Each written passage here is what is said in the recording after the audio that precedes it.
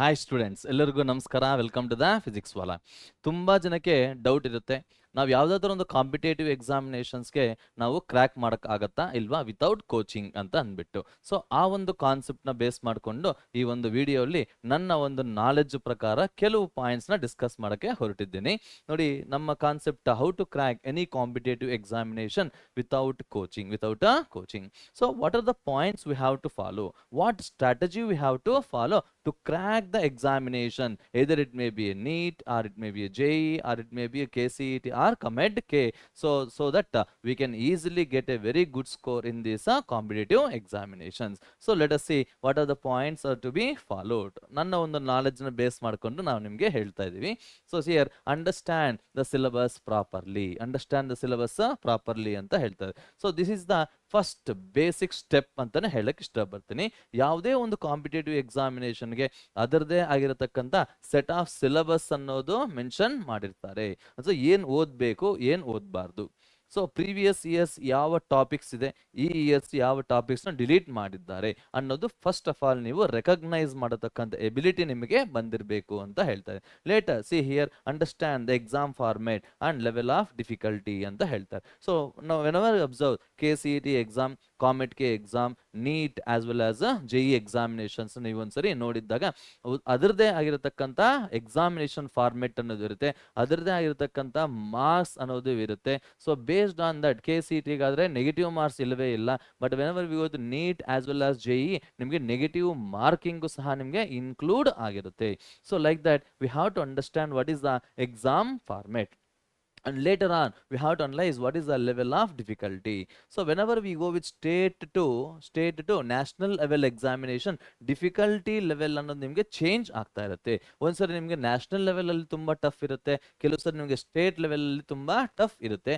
ಆಗ ಅದ್ಲಿ ಬದ್ಲಿ ನಿಮಗೆ ಆಗ್ತಾ ಇರುತ್ತೆ. ಅಂತಹ ಒಂದು ನಿಮಗೆ ಎಕ್ಸಾಮಿನೇಷನ್ ಲೆವೆಲ್ ಆಫ್ ಡಿಫಿಕಲ್ಟಿ ಅನ್ನೋದು ನಿಮಗೆ ಕಂಪಲ್ಸರಿಯಾಗಿ ಗೊತ್ತಿರಬೇಕು to crack the competitive examination. So see here and one more thing, ನನ್ನ ಒಂದು ಸಜೆಷನ್ ಏನಪ್ಪಾ ಅಂತಂದಾಗ, know what to read and what not to read. First ನಾವು ಏನ್ ಓದ್ಬೇಕು, ಏನ್ ಓದ್ಬಾರ್ದು. ಸೊ ಇದೆ ಅಂತಂದ್ಬಿಟ್ಟು ನಮ್ಗೆ ಸಿಲೆಬಸ್ಸೇ ಗೊತ್ತಿಲ್ಲದೆ ಎಲ್ಲ ಸಿಕ್ಕಿದ್ದೆಲ್ಲ ನೀವು ಓದ್ತಾ ಹೋಗಿದ್ದೀರಾ ಅಂತಂದ್ರೆ it will save our time. ಅಂದ್ರೆ ಟೈಮ್ ನಿಮಗೆ ಕಂಪಲ್ಸರಿ ನಿಮಗೆ ವೇಸ್ಟ್ ಆಗುತ್ತೆ. ಸೊ ಆ ಒಂದು ಟೈಮ್ ನ ನಾವು ಏನ್ ಮಾಡ್ಬೇಕು, ನಾವು which is a very precious ಆಗಿರೋದ್ರಿಂದ ಆ ಟೈಮ್ ನಾವು ಸೇವ್ ಮಾಡ್ಕೋಬೇಕು. ಅದಕ್ಕೆ ನಾನು ಹೇಳೋದು ತುಂಬಾ ಇಷ್ಟಪಡ್ತೀನಿ ನಾನು ಏನಂತಂದ್ರೆ, so know what to read and what not to read ಅಂತ ಹೇಳ್ತಾರೆ. Later when we go to second point, see here create a successful daily study schedule.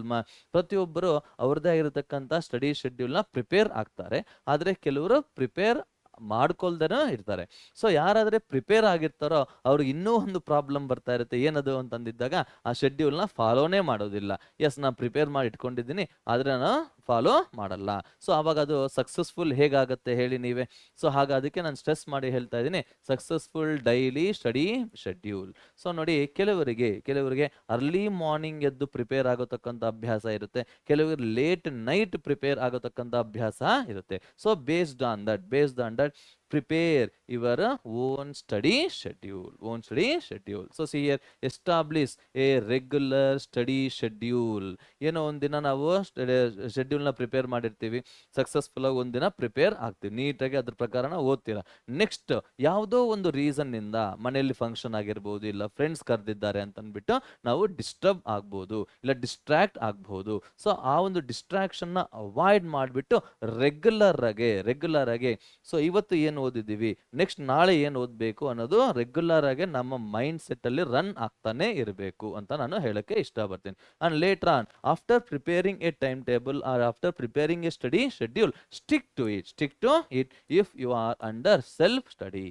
ನೀವು ಯಾವುದೇ ರೀತಿ ಕೋಚಿಂಗ್ ಹೋಗ್ತೀರಾ, ಕಾಂಪಿಟೇಟಿವ್ ಎಕ್ಸಾಮಿನೇಷನ್ ನೀವು ಕ್ರ್ಯಾಕ್ ಮಾಡಬೇಕು ಅಂತ ಇದ್ದರೆ, ಸೊ ಒಂದು ಸ್ಟಡಿ ಶೆಡ್ಯೂಲ್ ನ ಸ್ಟಿಕ್ ಆಗಿ, ಅಷ್ಟೇ ಅಲ್ಲ ನೀಟಾಗಿ ಅದನ್ನ ಪ್ರಿಪೇರ್ ಆಗಿ ಅಂತ ಹೇಳ್ತಾರೆ. And stay on top of your preparation. What is the meaning of this stay on top of your preparation ಅಂತಂದಿದ್ದಾಗ, ನಮಗೆ ನಾವೇ competition. Is it right or not? So ಇವತ್ತಿನ ಶೆಡ್ಯೂಲ್ ಅಲ್ಲಿ ಏನ್ ಪೋರ್ಷನ್ ಇದೆ, ಏನ್ ಕಾನ್ಸೆಪ್ಟ್ ಇದೆ, ಅದನ್ನ ಮಸ್ಟ್ ಅಂಡ್ ಶುಡ್ ನಾವು ಕವರ್ ಮಾಡಿಬಿಟ್ಟು ನೆಕ್ಸ್ಟ್ ಡೇಗೆ ಹೋಗ್ಬೇಕು. ಅಲ್ಲಿವರೆಗೂ ಮಲಗಲೇಬಾರ್ದು ಅಂತಾನೆ ನಾನು ಹೇಳಕ್ಕೆ ಇಷ್ಟಪಡ್ತೀನಿ. ಸೊ ಯಾವಾಗಾದ್ರೆ ಅವತ್ತಿಂದ ಅವತ್ತು ಪೋರ್ಷನ್ಸ್ನ ಅವತ್ತಿಂದ ಅವತ್ತು ಕಾನ್ಸೆಪ್ಟ್ ನೀವು ರಿವೈಸ್ ಮಾಡಿ ಕಂಪ್ಲೀಟ್ ಮಾಡ್ತಿರೋ, definitely I can say that you are on the top of your preparation ಅಂತ ಹೇಳ್ತೀನಿ. Later see here, strengthen your basics. Strengthen your basics. ಯಾವುದೇ ಒಂದು ಕೆಲಸಕ್ಕಾಗಿರ್ಬೋದು, ಬೇಸಿಕ್ ಅಂದ್ರೆ foundation plays a very very important role. ಓಕೆನಾ? ಆ ಒಂದು ಫೌಂಡೇಶನ್ ನಾನು ಹೇಳೋದೇನಂತಂದ್ರೆ, understand the basic concepts rather than memorising. ತುಂಬಾ ಜನ ಸ್ಟೂಡೆಂಟ್ಸ್ ಏನ್ ಮಾಡ್ತಾರೆ ಅಂತಂದ್ರೆ, ಆ ಬೇಸಿಕ್ ಕಾನ್ಸೆಪ್ಟ್ಸ್ ನ ಅರ್ಥ ಮಾಡ್ಕೊಳ್ಳಲ್ಲ, ಸುಮ್ಮನೆ ಮಗಪ್ ಮಾಡ್ಕೊಂಡ್ಬಿಡ್ತಾರೆ. ಬೇಸಿಕ್ ಅಂತಾನೆ ತುಂಬಾ ಈಸಿ ಆಗಿರುತ್ತೆ. ಆ ಈಸಿ ತಕ್ಕಂತಹ ಕಾನ್ಸೆಪ್ಟ್ಸ್ ನ ಸಹ ಯಾವಾಗಾದ್ರೆ ಮಗಪ್ ಮಾಡ್ತಾರೋ ನೋಡಿ, 95% 100% ಮರೆಯೋತಕ್ಕಂಥ ಚಾನ್ಸಸ್ ಜಾಸ್ತಿ ಇರುತ್ತೆ. So instead of memorising, instead of mugging that concept, please understand how the formula is obtained, what the formula says to us, what is the physical meaning of a formula. Either it may be mathematics, or it may be physics, or it may be what is that we can say chemistry ಅಂತಾನೆ ಹೇಳ್ಬೋದು. And one more thing, whenever we come for biology also, there will be mnemonics ಅಂತ ಹೇಳ್ತಾರೆ. We can remember that ಅಂತ ಹೇಳ್ಬೋದು. Understand the logics. ಯಾವುದೇ ಒಂದು particular ಟಾಪಿಕ್ಗೆ logic ಮೇಲೂ ಸಹ ನೀವು ಆನ್ಸರ್ ಮಾಡಬಹುದು. ಆ ಲಾಜಿಕ್ನ ಅರ್ಥ ಮಾಡಿಕೊಳ್ಳಿ, ಮಿಸ್ ಮಾಡಬಾರ್ದು ಅಂತ ಹೇಳ್ತಾರೆ. And recognise the short cuts. So ನೀವು ಮ್ಯಾಥ್ಸ್ ಅಲ್ಲಿ ಆಗಿರ್ಬೋದು, ಫಿಸಿಕ್ಸ್ ಅಲ್ಲಿ ಆಗಿರ್ಬೋದು, ಪ್ರತಿಯೊಂದು ಪ್ರಾಬ್ಲಮ್ಗೂ ಅದರದ್ದೇ ಆಗಿರತಕ್ಕಂಥ ಶಾರ್ಟ್ ಕಟ್ ಇರುತ್ತೆ. ಸೊ ಎಷ್ಟು ಶಾರ್ಟ್ ಕಟ್ಸ್ ಅಂತ ನಾವು ನೆನ್ಪಿಟ್ಕೋಬೇಕು ಅಂತ ಹೇಳ್ತಾನೆ, ನೆನಪಿಟ್ಕೋಬೇಕು ಅಂತ ತುಂಬಾ ಜನ ಸ್ಟೂಡೆಂಟ್ಸ್ ಕೇಳ್ತಾರೆ. ಆದ್ರೆ ನಾನು ಹೇಳೋದು, ಕೆಲವು ಜನರಲ್ ಶಾರ್ಟ್ ಕಟ್ಸ್ ಅನ್ನೋದು ಇರುತ್ತೆ. So please try to recognise those general shortcuts and solve as many problems as possible. ಯಾವಾಗಾದ್ರೆ ನಿಮ್ಗೆ ನೀಟ್ ಎಂಟ್ರೆನ್ಸ್ ಎಕ್ಸಾಮಿನೇಷನ್ ಬಂದಿದ್ದಾಗ physics plays a very very important role ಅಂತ ಹೇಳ್ಬೋದು. ಫಿಸಿಕ್ಸ್ ಅಲ್ಲಿ ನೀವು ಎಷ್ಟು ನ್ಯೂಮರಿಕಲ್ ಪ್ರಾಬ್ಲಮ್ಸ್ ನೀವು ಸಾಲ್ವ್ ಮಾಡ್ತಾ ಇರ್ತೀರೋ, ಅಷ್ಟು ನಿಮ್ಮ ಬೇಸಿಕ್ ಅನ್ನೋದು ನಿಮ್ಗೆ ಸ್ಟ್ರಾಂಗ್ ಆಗ್ತಾ ಇರುತ್ತೆ ಅನ್ನೋದು ಚೆನ್ನಾಗಿ ಮೈಂಡ್ ಅಲ್ಲಿ ಓಡ್ತಾ ಇರಲಿ. ಓಕೆನಾ? And also whenever you come for JEE, maths, physics, chemistry, all the three plays a very very important role. So please my request, solve as many problems as possible, so that your basic will become very strong ಅಂತ ಹೇಳ್ತಾರೆ. Later see here, concentrate on planning ಅಂತ ಹೇಳ್ತೀನಿ. So see here, ಯಾವುದೇ ಒಂದು ಆಗಿರ್ಬೋದು, plan ಮಾಡಬೇಕು, plan ಪ್ರಕಾರ ನಾವು ಓದಬೇಕು ಅಂತ ಹೇಳ್ತಾನೆ. ಸೊ ಸಿ ಹಿಯರ್, ಕೆಲವರು ಏನ್ ಮಾಡ್ತಾರೆ ಅಂತಂದಾಗ, ಒಂದು 1 hour ಕೂತ್ಕೊಂಡು ಒಂದು ಟಾಪಿಕ್ನ ಎಲ್ಲ ಒಂದು ಪರ್ಟಿಕ್ಯುಲರ್ ಪೋರ್ಷನ್ನ ಕಂಪ್ಲೀಟ್ ಮಾಡ್ತಾರೆ. ಎಸ್, ಇದು ಮುಗಿದು ಹೋಯ್ತು ಅಂತ ಅಂದ್ಬಿಟ್ಟು ಕ್ಲೋಸ್ ಮಾಡಿಬಿಟ್ಟು ಹೊರಟೋಗ್ಬಿಡ್ತೀರಾ. ಬಟ್ ನನ್ನ ರಿಕ್ವೆಸ್ಟ್ ಏನು ಅಂತಂದ್ರೆ, after completing a particular portion or particular part of a chapter, so relax ಆಗಿ ಒಂದು 2 minutes ಕೂತ್ಕೊಂಡು ನೀವು ಪ್ಲೀಸ್ ಪ್ಲಾನ್, ನಾವೇನು ಓದಿದ್ದೀನಿ ರೆಕಗ್ನೈಸ್ ಮಾಡೋಕ್ಕೆ ಪ್ರಯತ್ನ ಮಾಡಿ. ಇಸ್ ಇಟ್ ರೈಟ್ ಮಾ? So that it helps you a lot ಅಂತ ಹೇಳ್ತಾರೆ. ಯಾವಾಗಾದ್ರೆ ನಾವು ಓದಿರೋದನ್ನ ಒಂದ್ಸರಿ ಕೂತ್ಕೊಂಡು ರೆಕಗ್ನೈಸ್ ಮಾಡಿ ಮೆಮರೈಸ್ ಮಾಡ್ತಿರೋ, that will be remind forever throughout your life ಅಂತಾನೆ ಹೇಳಕ್ಕೆ ಇಷ್ಟಪಡ್ತೀನಿ. Later see that understand here, because of this memorising or because of this we can say you can improve your confidence. ಯಾವಾಗಾದ್ರೆ ನೀವು 1 hour ಓದಿರತಕ್ಕಂಥ ಇಲ್ಲ 40 minutes ಓದಿರತಕ್ಕಂಥ ಕಾನ್ಸೆಪ್ಟ್ನ ಪೋರ್ಷನ್ಸ್ನ ನೀವು only 2 to 3 minutes ನೀವು memorise ಮಾಡತಕ್ಕಂಥ capacity ನಿಮಗೆ ಬಿಲ್ಡಪ್ ಆಗುತ್ತೋ, ನಿಮಗೆ ಗೊತ್ತಿರತಕ್ಕಂಥ ಒಂದು ಕಾನ್ಫಿಡೆನ್ಸ್ ನಿಮ್ಮಲ್ಲಿ ಬಿಲ್ಡ್ ಆಗುತ್ತೆ ಅಂತ ನಾನು ಹೇಳಕ್ಕೆ ಇಷ್ಟಪಡ್ತೀನಿ. Okay, later see here, refer to a standard study material ಅಂತ ಹೇಳ್ತಾರೆ. So see here, whenever we go with study materials, ತುಂಬಾ ಜನನ್ನ ನನ್ನ ಒಂದು ಎಕ್ಸ್ಪೀರಿಯನ್ಸ್ ಅನ್ನು ಅಬ್ಸರ್ವ್ ಮಾಡಿದ್ದೀನಿ. ಏನು ಅಂತಂದ್ರೆ, ಮಲ್ಟಿಪಲ್ ಬುಕ್ಸ್ ನ ತಗೊಳ್ತಾರೆ. ಮಲ್ಟಿಪಲ್ ಬುಕ್ಸ್ ಅಂದ್ರೆ ಒಂದು ಬುಕ್ ಮೇಲೆ ಅವ್ರಿಗೆ ನಂಬಿಕೆ ಇರಲ್ಲ. ಅರ್ಥ ಆಯ್ತಾ? ಹಾಗಾಗಿ ನನ್ನ ಒಂದು ರಿಕ್ವೆಸ್ಟ್, ನನ್ನ ಒಂದು ಅಡ್ವೈಸ್ ಏನು ಅಂತಂದ್ರೆ, don't read multiple books and please believe one standard study material and thoroughly prepare all the topics, all the numerical problems in that book. Definitely will can score A very good rank ಅಂತಾನೆ ಹೇಳ್ತಾರೆ. And for example see here, ಯಾವುದು physics, chemistry, maths, biology ಯಾವ್ದಾದ್ರು ಆಗಿರ್ಬೋದು, standard ಅಂತಂದ್ರೆ NCERT ಅಂತ ಹೇಳ್ತಾರೆ. ಆ NCERT ನ ಬೇಸಿಕ್ ಬುಕ್ ಆಗಿಟ್ಕೊಂಡು ಯಾವುದೋ ಒಂದು MCQs ಒಂದು ಪಬ್ಲಿಕೇಶನ್ಸ್ ತಗೊಂಡು ಅದನ್ನ ಪ್ರತಿಯೊಂದು ಪ್ರಾಬ್ಲಮ್ನ ಸಾಲ್ವ್ ಮಾಡ್ಕೊಂಡು ಹೋಗಿ definitely you can crack a entrance examination ಅಂತ ಹೇಳ್ತಾನೆ. ಅವಾಯ್ಡ್ ರೀಡಿಂಗ್, ಪರ್ಟಿಕ್ಯುಲರ್ ಆಗಿ ಹೇಳ್ತಾ ಇದ್ದೀನಿ ನೋಡಿ, avoid reading from multiple books. 4-5 ಬುಕ್ಸ್ನ ಮುಂದೆ ಹಾಕೊಂಡ್ಬಿಟ್ಟು ಸೊ ಎಲ್ಲ ಒಂದೊಂದು ಬುಕ್ಕಲ್ಲಿ ಒಂದೊಂದು ರೀತಿ ನಿಮಗೆ ಎಕ್ಸ್ಪ್ಲನೇಷನ್ ಕೊಡ್ತಾ ಇರ್ತಾರೆ. ಸೊ ಆ ರೀತಿ ನೀವು ನೋಡಿದ ತಕ್ಷಣ ನಿಮಗೆ ಮೈಂಡ್ ಕನ್ಫ್ಯೂಷನ್ ಅನ್ನೋದು ಕ್ರಿಯೇಟ್ ಆಗುತ್ತೆ, ಓದೋದ್ರ ಮೇಲೆ ನಿಮಗೆ ಬೇಸರ ಅನ್ನೋದು ಬಂದ್ಬಿಡುತ್ತೆ. So I am requesting and I am advising that don't read multiple books. Later, whenever you go with the important part, that is self-assessment and regular practice. Okay, ನೋಡಿ ನಾವು time table ಹಾಕಿರ್ತೀವಿ, study ಶೆಡ್ಯೂಲ್ನ ಹಾಕೊಂಡಿರ್ತೀವಿ, ಹಾಕೊಂಡ್ರು ಸಹ ನಮಗೆ ನಾನು ಎಷ್ಟು ಮಾತ್ರ ಓದ್ತಾ ಇದ್ದೀನಿ, ನಾನು ಎಲ್ಲಿವರೆಗೂ ರೀಚ್ ಆಗಿದ್ದೀನಿ ನನ್ನ ಟಾರ್ಗೆಟ್ನ ಅನ್ನೋದು ನಿಮಗೆ ಗೊತ್ತಾಗಬೇಕು ಅಂತಂದರೆ definitely evaluation must and should ಅಂತ ಹೇಳ್ತಾನೆ. Evaluate yourself. ಹೇಗೆ ಸರ್ ಎವ್ಯಾಲ್ಯೂಯೇಟ್ ಮಾಡ್ಕೋಬೇಕು ನಾವು ಅಂತಂದಾಗ, by writing practice test or mock test regularly. Okay, every day ಆಗಿರ್ಬೋದು, ಇಲ್ಲ ಡೇ ಬೈ ಡೇ ಆಗಿರ್ಬೋದು.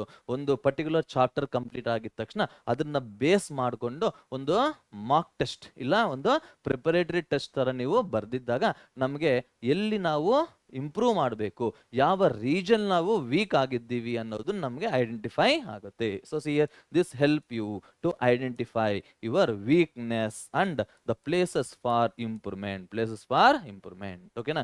ಸೊ ಯಾವಾಗಾಗುತ್ತೆ ನೀವು ಈ ರೀತಿ ನೀವು ಮಾರ್ಕ್ ಟೆಸ್ಟ್ ತಗೊಳ್ತಿರೋ, ಪ್ರಿಪೇರ್ ಆಗಿಬಿಟ್ಟು ನೀವು ಟೆಸ್ಟ್ಗಳು ಬರಿತಾ ಇರ್ತೀರೋ, ನಿಮಗೆ ಒಂದು ಐಡಿಯಾ ಸಿಗುತ್ತೆ ನಾನು ಎಲ್ಲಿ ವೀಕ್ ಆಗಿದ್ದೀನಿ, ಯಾವುದ್ರ ಮೇಲೆ ನಾನು ಹೆಚ್ಚು ಕಾನ್ಸಂಟ್ರೇಟ್ ಮಾಡಬೇಕು ಅನ್ನೋದು ಗೊತ್ತಾಗುತ್ತೆ ಅಂತ ಹೇಳ್ತಾ ಇದ್ದೀನಿ. Litre V can say what is the time table for preparing for competitive examination. ಇದನ್ನು ನಾನು ಅಪ್ರಾಕ್ಸಿಮೇಟ್ ಆಗಿ ಹೇಳ್ತಾ ಇದ್ದೀನಿ, ಎಕ್ಸಾಕ್ಟ್ ಆಗಿ ಫಾಲೋ ಮಾಡಬೇಕು ಅಂತ ನಾನು ಹೇಳೋದಿಲ್ಲ. ಅಂಡರ್ಸ್ಟ್ಯಾಂಡಿಂಗ್? ಸೊ ಕೆಲವರಿಗೆ ಹಾಫ್ ಆನ್ ಅವರ್ಗೆ ಒಂದ್ಸರಿ ಎದ್ದೇಳತಕ್ಕಂಥ ಅಭ್ಯಾಸ ಇರುತ್ತೆ, ಕೆಲವರು 3 to 4 hours ಕೂತ್ಕೊಂಡ್ರು ಸಹ ಓದ್ತಾನೇ ಇರ್ತಾರೆ. ಸೊ ನಾನು ಅಪ್ರಾಕ್ಸಿಮೇಟ್ನ ಆವರೇಜ್ ಆಗಿ ಹೇಳ್ತಾ ಇದ್ದೀನಿ. So see here, give yourself 45 minutes to study. 45 minutes ಅಂತ ಅಲ್ಲ, ಅಪ್ರಾಕ್ಸಿಮೇಟ್ಲಿ 45 to 1 hour ಅಂತಾನೆ ಹೇಳ್ಬೋದು. Followed by 10 to 15 minutes break ಅಂತ ಹೇಳ್ತಾರೆ. Initially take your performance to determine where you stand. ಇಷ್ಟು ಮುಂಚೆ ಮಾಡೋದಕ್ಕಂತ ಮಾರ್ಕ್ ಟೆಸ್ಟ್ ಬರೆಯೋದ್ರಿಂದ ನಿಮಗೆ ಒಂದು ಪರ್ಫಾರ್ಮೆನ್ಸ್ ಅನಾಲಿಸಿಸ್ ಅನ್ನೋದು ನಿಮಗೆ ಬರುತ್ತೆ. ನಾನು ಡೇ ಟು ಡೇ ಎಲ್ಲಿದ್ದೀನಿ, whether I am improving myself or I am degrading myself ಅನ್ನೋದು ನಿಮಗೆ ಗೊತ್ತಾಗುತ್ತೆ. ಅದನ್ನ ಅನಲೈಸ್ ಮಾಡಿ ಅಂತ ಹೇಳ್ತಾರೆ. Next, focus on your weak areas of the study. ಯಾವ ಪರ್ಟಿಕ್ಯುಲರ್ ಕಾನ್ಸೆಪ್ಟ್ ಅಲ್ಲಿ, ಯಾವ ಪರ್ಟಿಕ್ಯುಲರ್ ಪೋರ್ಷನ್ ಅಲ್ಲಿ, ಯಾವ ಪರ್ಟಿಕ್ಯುಲರ್ ಸಬ್ಜೆಕ್ಟ್ ಅಲ್ಲಿ ನಮಗೆ ಕಡಿಮೆ ಮಾರ್ಕ್ಸ್ ನಮಗೆ ಬರ್ತಾ ಇದೆ ಅನ್ನೋದು ಮಸ್ಟ್ ಅಂಡ್ ಶುಡ್ ನೀವು ಅರ್ಥ ಮಾಡ್ಕೋಬೇಕು. ಸೊ ಅಂತಹ ಒಂದು ವೀಕ್ ಏರಿಯಾಸ್ ನಾನು ಹೇಗೆ ಸಹ ಪ್ರಿಪೇರ್ ಆಗಬೇಕು ಅಂತ ನೀವು ತುಂಬಾ ಜನ ಕ್ವಶನ್ ಹಾಕೊಂತೀರಾ. ಅದಕ್ಕೆ ನಾನು ಹೇಳ್ತಾ ಇದ್ದೀನಿ ನೋಡಿ, give them half of your study time ಅಂತ ಹೇಳ್ತಾರೆ.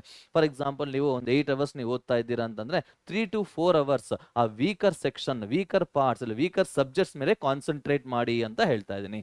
And what can you say about the remaining half ಅಂತಂದಿರಾ? ಸೊ ಅದಕ್ಕೆ ನಾನು ಹೇಳ್ತಾ ಇದ್ದೀನಿ ನೋಡಿ, choose the other half to improve on what you already know. ನಾವು ಓದಿದ್ದೀವಿ ಅಂತ ಅಂದ್ಬಿಟ್ಟು ಓವರ್ ಕಾನ್ಫಿಡೆನ್ಸ್ ಬೇಡ. Is it right? Over confident least disaster ಅಂತಾನೆ ಹೇಳ್ತೀರಿ. So don't go with over ನಿಮ್ಗೆ ಎಷ್ಟೇ ಓದಿದ್ರು, ಎಷ್ಟೇ ಗೊತ್ತಿದ್ರು ಸಹ keep revising those topics without fail and regular basis ಅಂತ ಹೇಳ್ತಾರೆ. And make sure you get enough rest and breaks. It's very very important. ನೀವು ಓದ್ತಾನೆ ಇರ್ತಾರೆ 12 hours 14 hours ನೀವು ಓದೋದಕ್ಕಂಥ ಕೆಪಾಸಿಟಿ ಇದ್ರೂ ಸಹ ನನ್ನ ಒಂದು ರಿಕ್ವೆಸ್ಟ್ ಏನಂತಂದ್ರೆ, ಪ್ರಾಪರ್ ಸ್ಲೀಪ್ ಅನ್ನೋದು ನಮಗೆ ಮಸ್ಟ್ ಅಂಡ್ ಶುಡ್ ಇರಬೇಕು. ಆ ಪ್ರಾಪರ್ ಡಯಟ್ ಅನ್ನೋದು ಇರಬೇಕು. So whenever we maintain our health properly, then only we can do anything ಅಂತಾನೆ ಹೇಳ್ತಾ ಇದ್ದೀನಿ. So please make sure get enough rest and breaks. Later see here, ನಾವು common ಆಗಿ ಬರತಕ್ಕಂಥ ಒಂದು ಕ್ವಶನ್, ನಾವು ಯಾವುದೇ ರೀತಿ ಕೋಚಿಂಗ್ ಇಲ್ಲದೆ ಒಂದು ಕಾಂಪಿಟೇಟಿವ್ ಎಕ್ಸಾಮಿನೇಷನ್ ಪ್ರಿಪೇರ್ ಆಗ್ತಾ ಇದ್ದೀವಿ ಅಂತಂದ್ರೆ ನಮ್ಮ ಮೈಂಡ್ ಅಲ್ಲಿ ಕಾಮನ್ ಆಗಿ ರನ್ ಆಗ್ತಾ ಇರತಕ್ಕಂಥ ಕ್ವಶನ್ ಯಾವ್ದಪ್ಪ ಇರುತ್ತೆ ಅಂತಂದ್ರೆ, can I pass the competitive exam without coaching? Can I pass ಅನ್ನೋ ಒಂದು ಡೌಟ್ ನಿಮಗೆ ಬರಲೇಬಾರ್ದು. ಅದಕ್ಕೆ ನಾನು ಹೇಳ್ತಾ ಇದ್ದೀನಿ, ಯಾವತ್ತೇ ಆಗಲಿ trust on your self. Trust on your self ಅಂತ ಹೇಳ್ತಾನೆ. And what is the trust on the power of preparation. Trust on the power of preparation. ನೀವು ನಿಮ್ಮ ಮೇಲೆ ನಂಬಿಕೆ ಇಡಿ, ಅಷ್ಟೇ ಅಲ್ಲ ನೀವು ನಿಮ್ಮ ಪ್ರಿಪರೇಷನ್ ಮೇಲೆ ನಂಬಿಕೆ ಇಡಿ. Definitely you can avoid this question, you can avoid this question. Can I pass ಅನ್ನೋದು ಬೇಡ, I can pass and I will pass ಅನ್ನೋ ಒಂದು ಮನೋಧೈರ್ಯದಿಂದ ನೀವು ಮುಂದೆ ಹೋಗ್ಬೇಕು, ಕೂತ್ಕೋಬೇಕು, ಪ್ರಿಪೇರ್ ಆಗೋದಿಕ್ಕೆ. ಅರ್ಥ ಆಯ್ತಲ್ವಾ? ಸೊ ನನ್ನ ಒಂದು ನಾಲೆಜ್ ಪ್ರಕಾರ ಈ ಒಂದು ಪಾಯಿಂಟ್ಸ್ ನಾನು ನಿಮಗೆ ಶೇರ್ ಮಾಡಿದ್ದೀನಿ. I hope you can utilise this points and you can follow these points so that you can easily crack the thing. So ನೋಡಿ, ಇಲ್ಲಿ ದಸರಾ ವೆಕೇಶನ್ ನಿಮ್ಗೆ ಆಲ್ರೆಡಿ ಎಂಜಾಯ್ ಮಾಡ್ತಾ ಇರ್ತೀರಾ. ಆ ಒಂದು ಎಂಜಾಯ್ಮೆಂಟ್ನ ಜಾಸ್ತಿ ಮಾಡೋದಕ್ಕೆ ಫಿಸಿಕ್ಸ್ ವಾಲ ನಿಮ್ಗೆ ಒಂದು ಬೊನಾನ್ಸಾ ಆಫರ್ನ ರಿಲೀಸ್ ಮಾಡಿದ್ದಾರೆ. ಈ ಒಂದು ಬೊನಾನ್ಸಾ ಆಫರಲ್ಲಿ ಏನಪ್ಪ ಇರುತ್ತೆ ನಿಮ್ಗೆ ಅಂತಂದ್ರೆ, ಯಾರಾದ್ರೆ ಸಾರ್ಥಕ್ KCET ಫಾಸ್ಟ್ ಟ್ರ್ಯಾಕ್ ಬ್ಯಾಚ್ನ ಪರ್ಚೇಸ್ ಮಾಡಿರ್ತಾರೋ ಅವರಿಗೆ ಲಕ್ಷ್ಯ ನೀಟ್ 2024 ಬ್ಯಾಚ್ ಅಥವಾ ಲಕ್ಷ್ಯ JEE 2024 ಬ್ಯಾಚ್ ನಿಮಗೆ ಫ್ರೀ ಆಗೇ ಸಿಗುತ್ತೆ. ಇದರ ಆಕ್ಚುಯಲ್ ಪ್ರೈಸ್ ಬಂದ್ಬಿಟ್ಟು ನಿಮಗೆ 2499 ರೂಪಿ, ಬಟ್ ಆಫರ್ ಅಲ್ಲಿ ನಿಮಗೆ 1799 ರುಪೀಸ್ಗೆ ನಿಮಗೆ ಸಿಗುತ್ತೆ. I hope you can easily grasp this opportunity and utilise the what is that available source. Okay, we'll meet you in the next session. Until then, please keep preparing. Okay, thank you very much.